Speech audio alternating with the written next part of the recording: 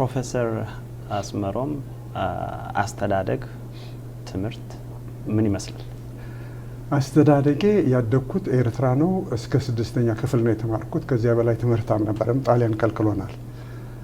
6ኛ እንደጨረስኩ በግድ እኛ ክርስቲያኖቹ ወደ ኢትዮጵያ ነው የሄድነው። እስላሙ ወደ ሱዳን፣ ወደ ግብጽ፣ ወደ ቤይሩት ነው የሚሄዱት።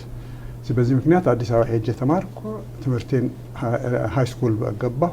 ገና ሲከፈት ተፈሪ መኮንን ሃይ ስኩል ሲከፈት የኛ ክፍል ነው የመጀመሪያው ክፍል። እዚያ ሃይ ስኩል ጨረስኩ። ጨርሼ ወደ ውጭ ሀገር ከዚህ ከኛ በፊት ይሄዱ የነበሩት የኛ ግሩፕ ግራጁዌት ሲያደርግ አትሄዱም ተባለ። ለምን? ዩኒቨርሲቲ ኮሌጅ ሊከፈት ነው ተባለ።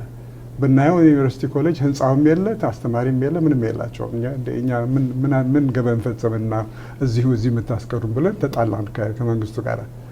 ጃንሆይ ኮሚቴ መስርተው ጉዳያቸው ይታይ ተብሎ ሚኒስትሮች ጉዳያችንን አይተው ስላፈነገጡ እነዚህ ልጆች የማይረባ ስኮላርሺፕ ፈለግላቸው ተብሎ ዩጋንዳ ላኩነኛል።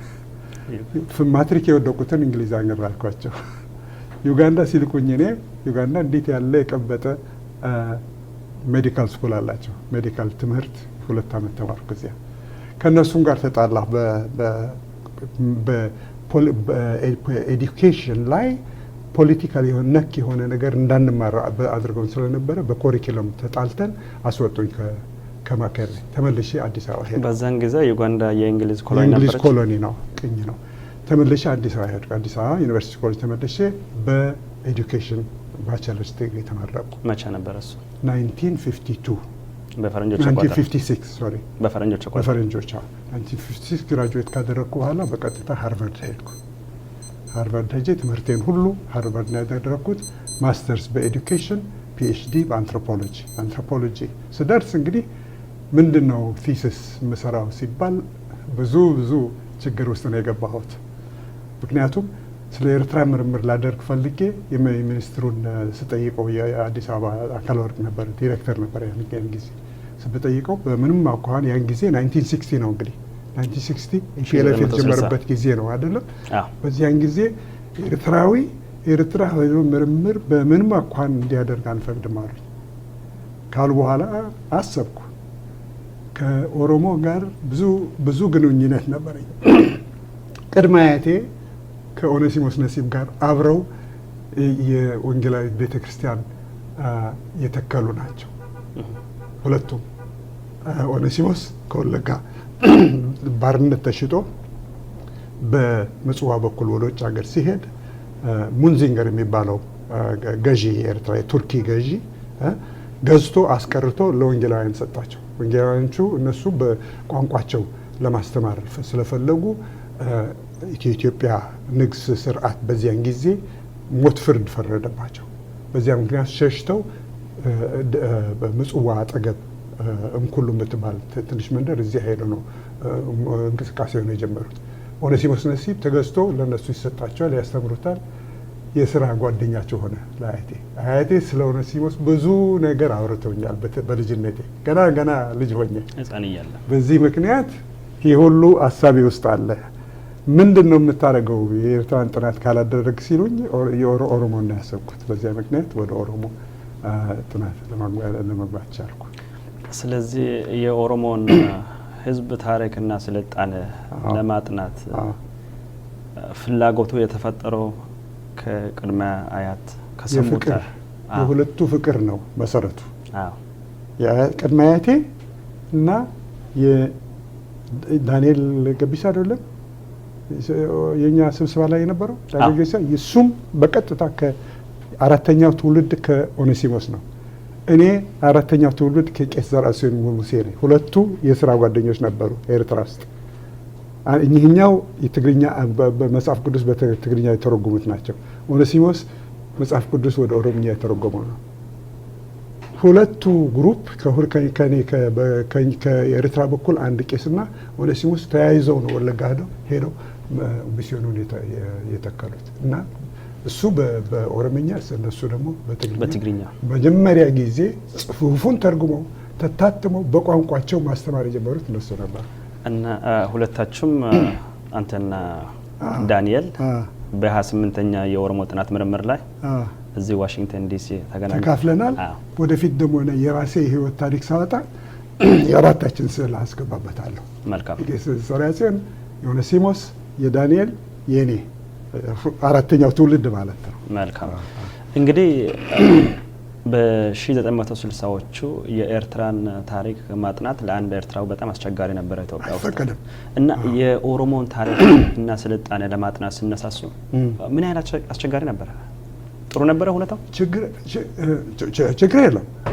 ከራስህ ወገን ከወጣ የትም ሀገር ሄደህ ልታጠና ትችላለህ አሉኝ። አካል ወርቅ ናቸው ይሄን የሚሉት። መልካም እንግዲያው ብዬ የኦሮሞን ጥናት የጀመርኩበት ምክንያት ደግሞ አንዱ ምን ነበረ? ሃርቫርድ እያለሁ ቼሩሊ ኤንሪኮ ቼሩሊ የሚባለው ተመራማሪ ኢጣሊያዊ አገረ ገዥ የነበረ ጊዜ ኢትዮጵያ ውስጥ ኦሮሞ ቱላማ ውስጥ የተንቀሳቀሰ መጽሐፍ ጽፏል። ኢትዮጵያ ኦክሲደንታል ይባላል። 2 ቮሊዩም ነው እና ያኔ እንግዳ ሆኖ ሃርቫርድ ሄዶ ሃርቫርድ ውስጥ እያስተማረ ያሳተመው መጽሐፍ ነው።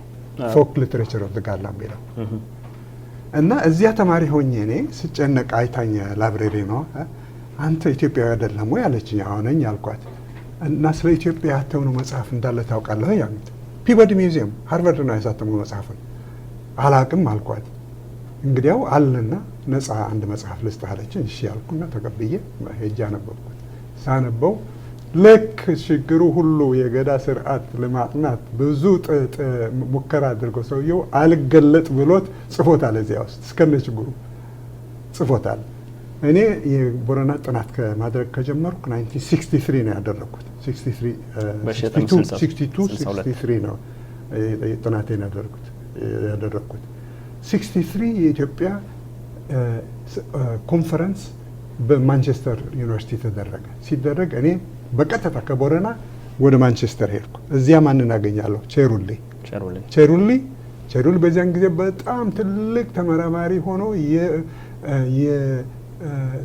የአሶሲዬሽን የሳይንስ አሶሲዬሽን የጣሊያን ፕሬዚደንት ሆኗል። በጣም ከፍ ያለ ቦታ ነው ያለው። ፊት ቁጭ ብሏል እዚህ። እኔ የገዳን ስርዓት ሳይክሏን ብላክቦርድ ላይ ዲዛይን አድርጌ ኤክስፕሌን ሳደርግ እሱ ቁጭ ብሎ እንዲህ ነበር የሚያዳምጠው። ምክንያቱም እሱ ሳይጨርስ የተወውን ጥናት እኔ የጨረስኩት ማለት ነው። ትተዋወቃላችሁ? አንተዋወቅም፣ ያኔ ነው የምንገናኘው። እና ተነስቶ ከዚያ በኋላ ይሄ ወጣት እኔ አንጠልጥዬ የተውኩትን ጉዳይ ይሄው ጨረሰዋል። መልካም። እኔም ደግሞ ፕሮፌሰር ቼሩሊ የጀመረውን ጥናት እንደ መነሻ ይዤ ነው ይሄን ጥናት ማድረገው ያለው ብዬ በምስጋና አመስግኜ ንግግሩን አደረኩ። ፕሮፌሰር ኤንሪኮ ቼሩሊ ኢጣሊያናዊ ናቸው። ሃርቫርድ ውስጥ የጻፉት ጽሁፍ በእንግሊዝኛ ነው በጣሊያኛ ነው የጻፈው? በእንግሊዝኛ፣ የሌላው ሁሉ በጣሊያን ነው የጻፈው። ይሄ ግን ሃርቫርድ ስላተሙ በእንግሊዝኛ ነው የጻፈው። በኦሮምኛና በእንግሊዝኛ ቴክስቱ ሁሉ ኦሮምኛ ነው። ሰውየው ሊንጉዊስት ነው። በትክክል ነው የሚጽፈው። ቫወል ሌንግዝ ሳይቀር እኛ ቫወል ሌንግዝ ምን እንደሆነ አናውቀው። ይሄ ድርብ ቫወል የምታስገቡት እናንተ ትርፍ ነገር መስሎ ነው የሚታየው። ግን ጀሚኔሽን እንሰማለን፣ ማጥባቅ ማላላት እናውቃለን አይደለም። ቫወል ሌንግዝ አንሰማም።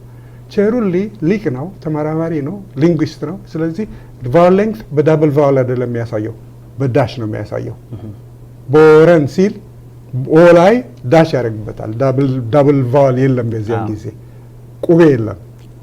በራሱ ግን በፎኔቲክስ ትክክል ነው የሚቀዳው። እና የእሱን ጥናት እንደ አንድ ሞዴል ነው የወሰድኩት።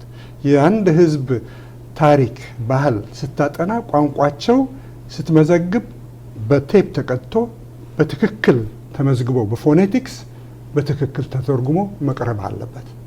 የነሱ ድምፅ ነው እንጂ ቁም ነገር ያለው ያንተ ድምፅ አይደለም።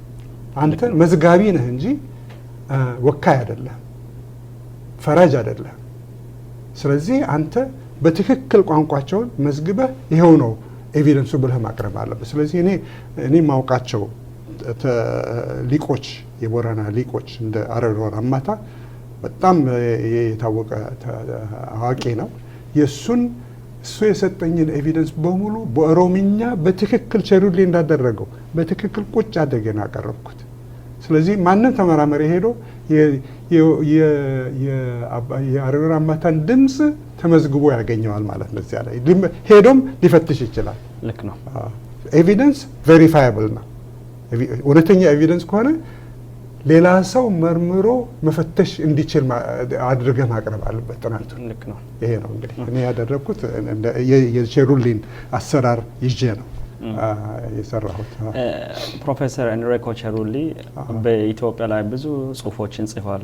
ስለ እስልምና ታሪክ፣ ስለ ኦሮሞዎቹ፣ ስለ ሀረሮቹ፣ ስለ ሶማሌዎቹ ያልጻፈው ነገር አለ። ብዙ ሰፊ ነው ሰውዬው እና በጣሊያንኛ ጻፋቸውን ጽሁፎችን አንብበ የመረዳት እድል ነበር። ጣሊያንኛ ይችላል? ጣሊያንኛ በደንብ እችላለሁ።